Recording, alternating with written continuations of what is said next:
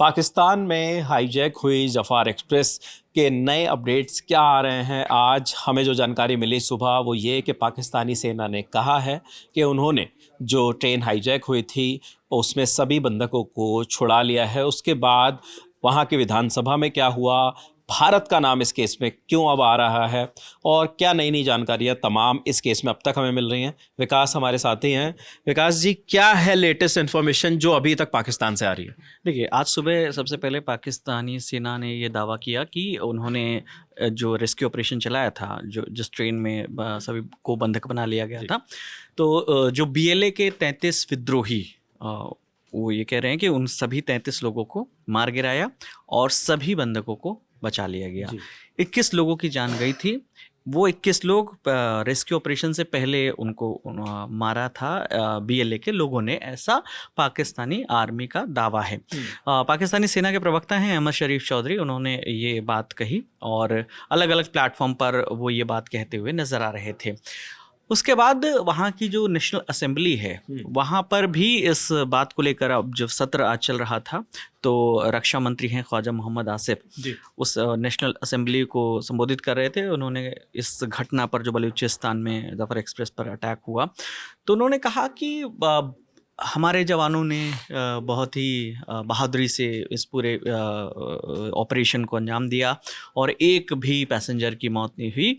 लेकिन ये प्रोपेगेट किया जा रहा है। पहले तो उन्होंने अपने विपक्षी दल जो वहाँ पर है, पीटीआई, इमरान खान की पार्टी है, कि उनके कुछ सोशल मीडिया हैंडल से ऐसे दावा किया जा रहा है और भारत, अफ़गानिस्तान, ये जो पड़ोसी मुल्क हैं, यहाँ पर भी प्रोपेगेंडा चलाया जा रहा है कि इनका ऑपरेशन तो यहाँ पर ऑपरेशन तो किया ही नहीं, उन्होंने खुद ही छोड़ दिया। तो इस तरह के दावे वहाँ पर संसद में किए गए। तो पहला उन्होंने, जो वहाँ का मुख्य विपक्षी दल है पीटीआई, उसको टारगेट किया। उन्होंने नाम भारत का लिया नहीं, लेकिन ये कहा कि पड़ोसी मुल्क के तमाम ऐसे सोशल मीडिया हैंडल पर और विदेशों में इस तरीके से ये प्रोपेगेट किया जा रहा है कि ऐसा कुछ हुआ नहीं। हमने एक बयान सुना, एक दुनिया टीवी वहाँ का नेटवर्क है, उससे बात की थी वहाँ के जो इंटर सर्विसेज पब्लिक रिलेशन के डीजी लेफ्टिनेंट जनरल अहमद शरीफ चौधरी और वहाँ के जो सूचना मंत्री हैं अताउल्ला तरार, उन लोगों ने ये जानकारी दी थी कि ऐसा ऐसा हुआ, सभी विद्रोहियों को मार गिराए और इतने लोग हैं। अब इन सब के बीच में एक और जानकारी आ रही है। वो जानकारी ये है कि ट्रेन में एक पंजाबी फौजी, उसका कहना है कि करीब 50 से 60 पाकिस्तानी आर्मी के जवानों को मारा है। पाकिस्तान के पंजाब प्रांत के, बिल्कुल जी, पंजाबी फौजी तो वो उस ट्रेन में सवार था। उसका ये कहना है कि करीब 50 से 60 लोगों को तो मारा है। जब वो सवाल किया गया, ये मैं आपको एग्जैक्ट बताता हूँ, पंजाबी फौजी इन्होंने कहा कि 50 से 60 पाकिस्तानी सैनिकों को मैंने मरते देखा है और ये कत्लेआम किया था बीएलए के लोगों ने। तो अब जो है, ये तो प्रत्यक्षदर्शी है, उसने 3 गोली उसके हाथ में लगी, उसने दिखाया भी कि ये देखिए मुझे 3 गोली लगी थी हाथ में और अलग अलग जगहों पर। अच्छा, ऐसे विकास कुछ और प्रत्यक्षदर्शी भी हैं जो वहां से निकले और फिर उन्होंने बाइट्स दी हैं तमाम मीडिया हाउसेस को। वो भी इसमें ये बात कह रहे हैं कि कई लोगों को हमारे सामने शूट किया, हम जब वहां से बचकर भाग रहे थे तब भी गोलियां चलाई गई, हम जैसे तैसे वहां से बचकर निकल पाए। और ये कोई भारत का मीडिया हाउस से रिपोर्ट नहीं कर रहा है, ये द बोलान न्यूज़, ये वहाँ बलूचिस्तान बेस्ड है, प्लस पाकिस्तान के जो तमाम लीडिंग मीडिया हाउसेस हैं वो ये रिपोर्ट कर रहे हैं और इस बात को कह रहे हैं कि ये भी एक वर्जन आ रहा है।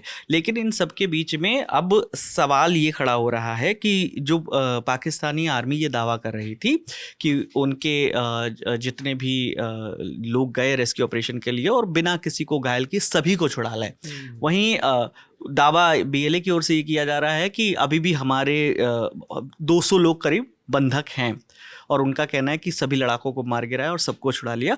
तो अब ये जो दोनों तरफ से दावे किए जा रहे हैं, अब इसकी सच्चाई क्या है? या तो अब बीएलए की ओर से एक वीडियो जारी किया जाएगा जिसमें ये बताया जाएगा कि भाई ये देखिए उस ट्रेन के बाकी लोग हमारी तरफ हैं, या पाकिस्तानी आर्मी बताएगी कि भाई 440 यात्री ट्रेन में सवार थे, उन 440 और 21 को वो कह रहे हैं कि जब कब्जा किया था और उनको मार गिराया, तो ये बचे हुए, क्या ये गिनती पूरी है या नहीं, या उनके कब्जे में भी अभी लोग हैं?